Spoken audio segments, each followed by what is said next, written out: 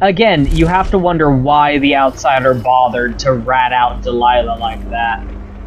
You get the impression it was because he has a thing for Emily. For some reason. Like, her whole thing is, oh, I'm gonna take over, I'm gonna body snatch Emily and become the Empress.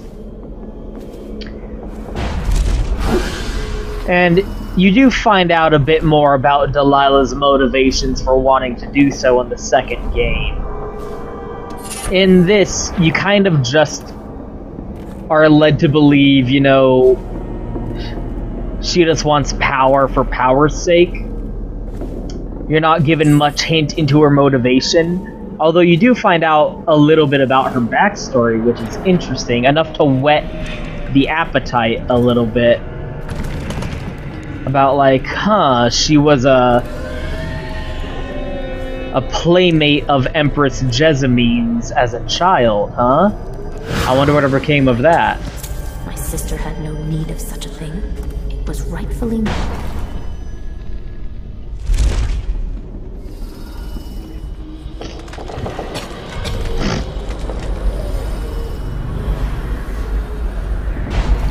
It's a... what is that? Oh, a lamp. I need this for some reason. Emily Colvin. Creepy! Of course, we are spoiled on already knowing. Wants to use Emily to become Empress. We already a little bit spoiled on that because her traitor. Huh, that's funny. I just realized that. Again, the Fugue Feast hinting that Emily is Corvo's daughter. Who?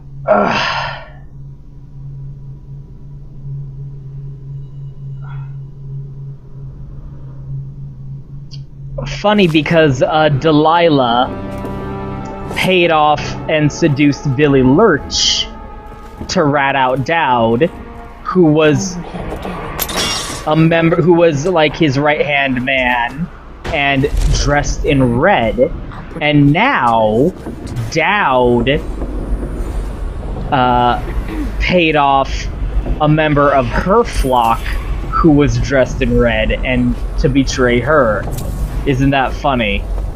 The parallels. Had to leave the flooded district we did, for sure. Then the warehouse. Don't turn around.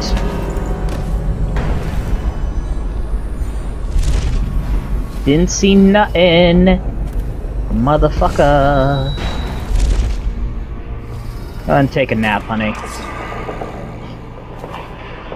Okay, now I gotta backtrack back to where we already was.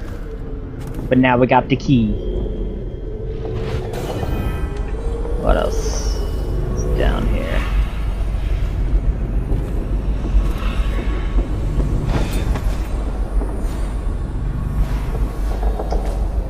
I don't know if I...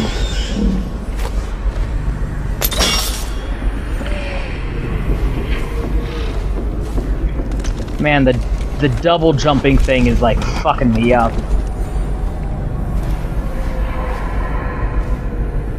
Because like I keep doing it not on purpose. It's exceedingly useful though.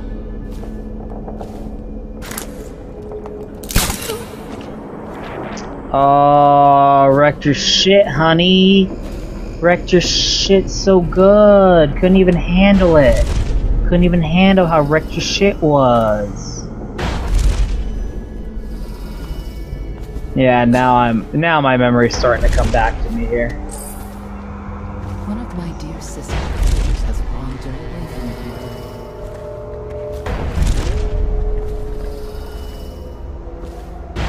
you. Almost there. Yeah. This was the right room.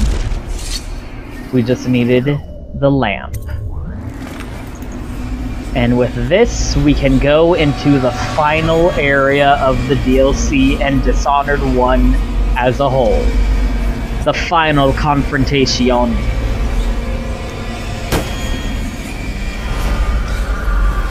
I kinda like Delilah's art style, personally. It is supposed to be a little twisted, though. She has a good character design, too.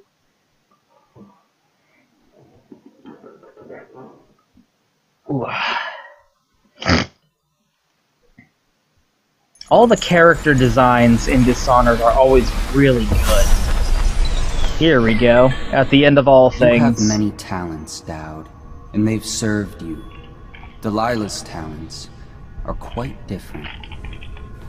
She creates images, but she does more. She captures spirit. She insinuates her will into her subject, whatever it is. We're witnessing her masterpiece, and perhaps yours as well. I gave you Delilah's name, and you followed it to this moment. You see now what hangs in the balance. Emily's life, Delilah's ambition, an empire in the act of crumbling. In your long life, I've rarely seen you act with such consummate grace.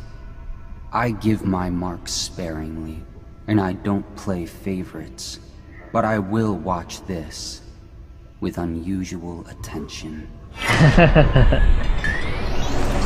Appropriate choice of words there. And again, it always feels like the outsider isn't malicious. He isn't malevolent.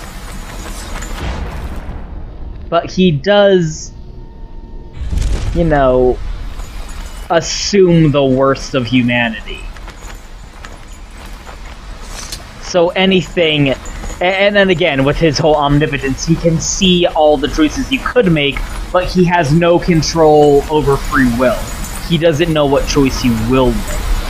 So anything that goes against his expectation, anything that alleviates his boredom, is what captures his interest. The void. Time to see what you've really got, Delilah. And so now this, a battle between two of his chosen, with the fate of the Empire hanging in the balance. The fate of the life of young Emily, who he seems to have a weird thing of some kind for.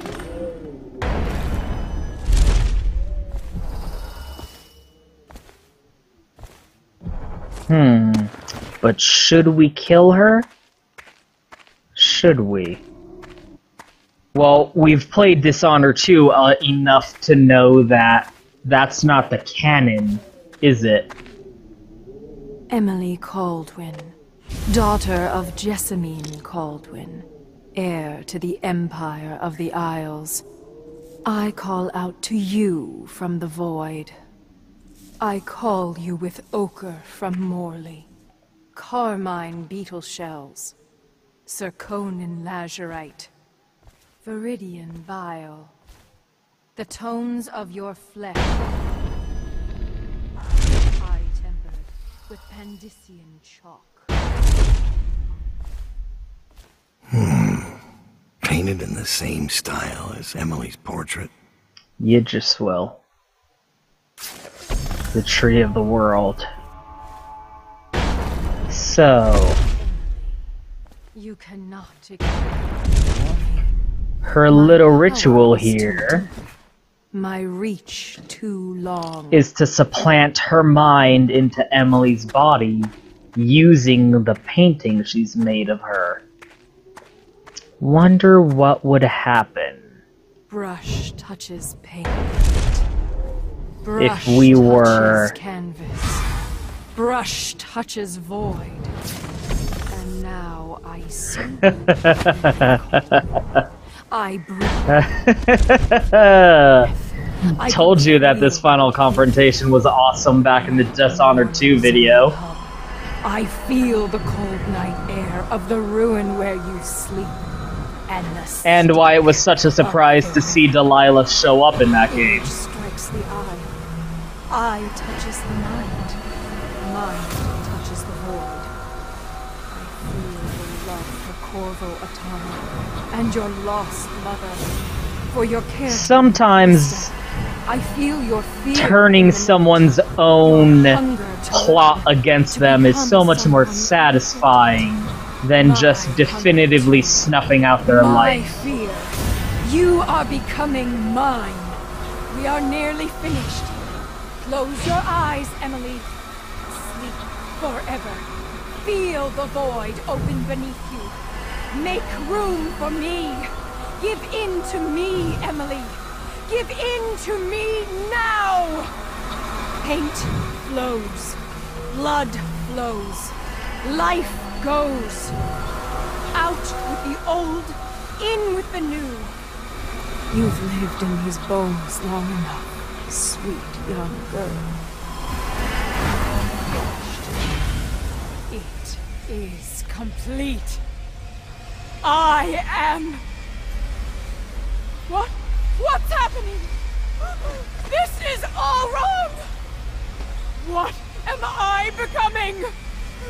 Outsider's blood! Is this some trick? Goad!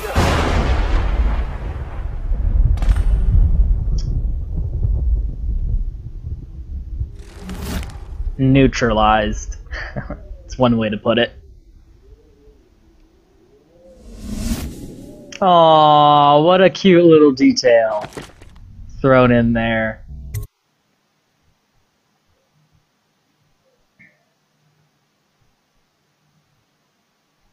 No one will ever know exactly what it took to save Emily Caldwin from a living death as Delilah's puppet. No one except the outsider, who watches everything and thinks his own dark thoughts and speaks to few in any generation. Foreshadowing. I've learned that our choices always matter. To someone. Somewhere.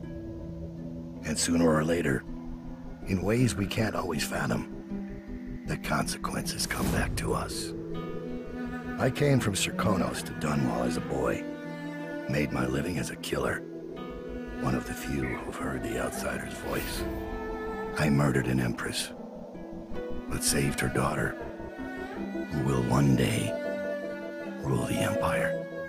Those were my choices. I'm ready for what comes.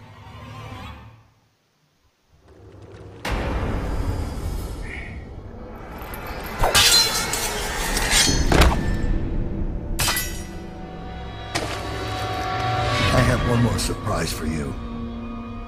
I asked for my life. When I killed your Empress and took her daughter, something broke inside me. Now I want nothing but to leave this city and fade from the memory of those who reside here. I've had enough killing. So my life is in your hands. Make your choice. You make an eloquent plea for a man with innocent blood on his hands. It's a shame Corvo doesn't know the real story, isn't it? How in these last days you passed through Coldridge Prison like a shadow, dared the tangles of Dunwall's underworld, and walked out unscathed, outwitted one of the greatest witches in a generation, all with consummate care and skill.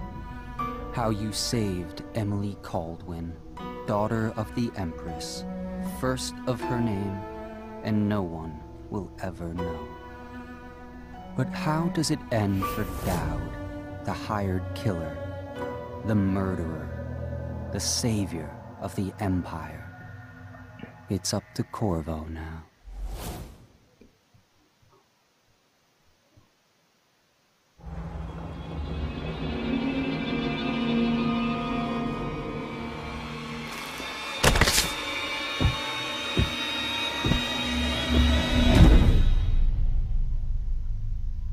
And that's that.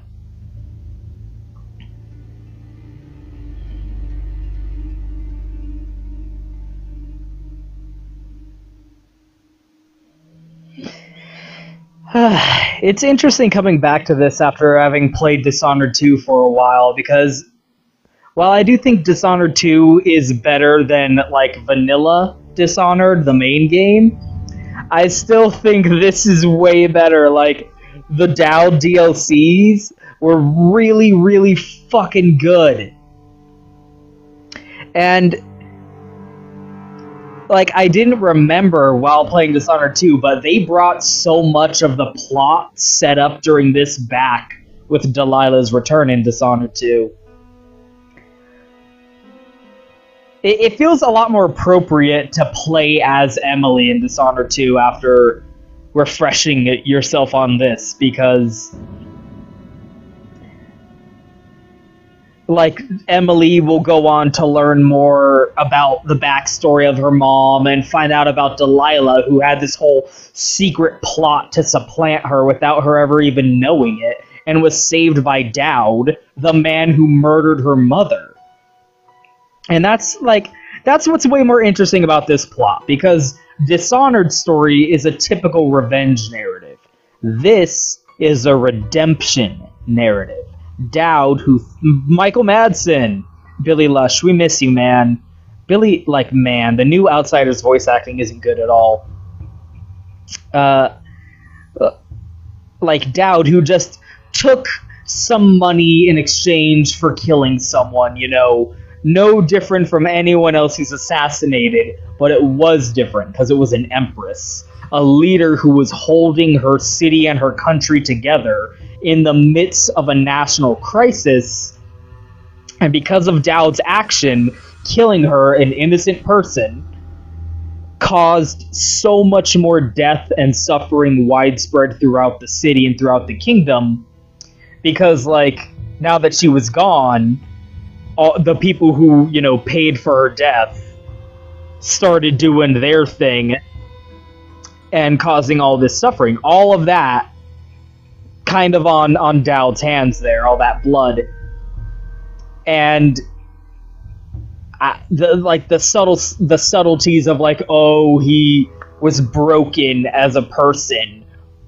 You know, when you get that in the main game, it just sort of feels like, you know, building up Jessamine the Empress as this, like, pure figure, and like, staining against her like that was just sort of a blasphemous act. And, like, you know, it's like a symbolic thing of, kind of religiously, of, you know, like, killing a saint almost damns you in a metaphysical sense. That's what it felt like with Dowd. But in this, you actually get to see how it affects him in a real way. You get to see the weight of what happened in the city slowly build on him, and how he does blame himself for everything that's happened. And he really does feel like, oh, you know, all of this is my fault, all because I killed that one person I really shouldn't have. And by taking on Delilah, by the outsider telling him about Delilah, he was Steve Bloom, he wasn't, like, trying to thwart Delilah. He was a little bit, but he was also giving Dowd the opportunity to redeem himself. To save himself from the pit of despair that he'd kind of mired within because of his actions. And the outsider doesn't care one way or the other, like, what happens to the world. Like, he doesn't want bad things to happen, but he doesn't really care. He knows everything that can possibly happen. What he's interested in is alleviating his boredom. And what alleviates his boredom is interesting things that he doesn't think is what is going to happen. People making choices he doesn't assume them to make. Even if he knows all the choices they can make, what will happen afterwards, he's interested in seeing what people will do with their free will. And so Dowd, slowly learning the truth and going like, okay, I killed the Empress and fucked up the Empire, but I can save Emily and, like, liberate the Empire from rule under this crazy witch bitch. And he doesn't, like, see that as, like, as marking the slate clean, as evening the weights, so to speak. of like, okay, I did this bad thing, but now I did this good thing, so now it's good. You know, now I'm fine. He still sees himself as being unrepentable. But he's made it so no one else has to suffer for what he did anymore. He still expects damnation for his choices. And all of that just has way more substance to it, way more meat to sink your teeth into than what the main Dishonored game had. And hell, playing this again makes the story of Dishonored 2 way better. Because, like, there's some things in Dishonored 2, like, Dishonored 2, it's pretty good, like, from a gameplay perspective. It definitely improves on the organic, you know, player-driven gameplay of what you can do in the environment and all the variations of how you can go about fulfilling your missions and whatnot. But I did feel like the story was kind of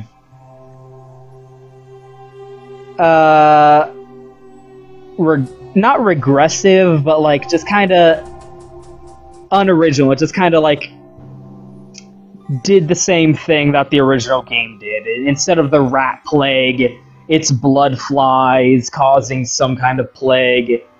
All the targets you have to go after are kind of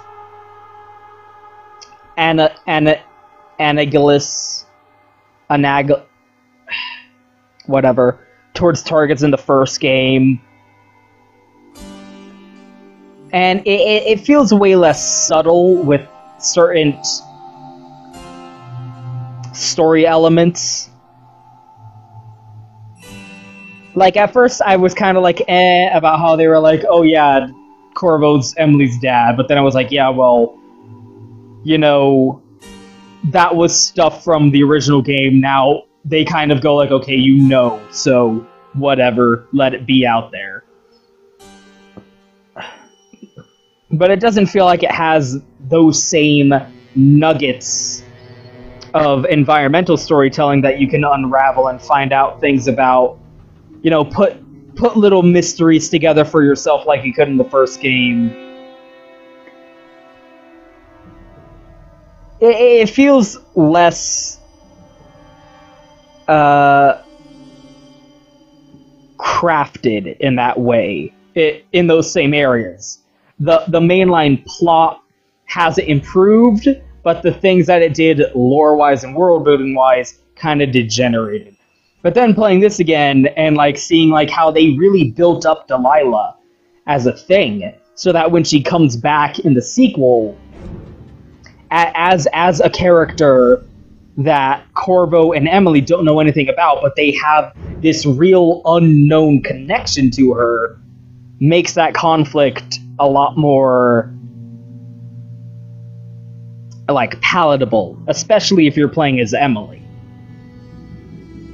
So yeah, I feel like my feelings about this now is like Dishonored at the bottom, and then Dishonored 2 improves on it, but I still feel like Knife of Dunwall and Briggamore Witches is the best the Dishonored series has been. So if they do DLC for Dishonored 2 like they did with this, that'd be nifty. I'd look forward to that. I would look forward to some motherfucking New Game Plus options in Dishonored 2 even more. Hey, wouldn't that be nice? I also love that, before we end here, I also love that final confrontation was a nice little callback to Thief.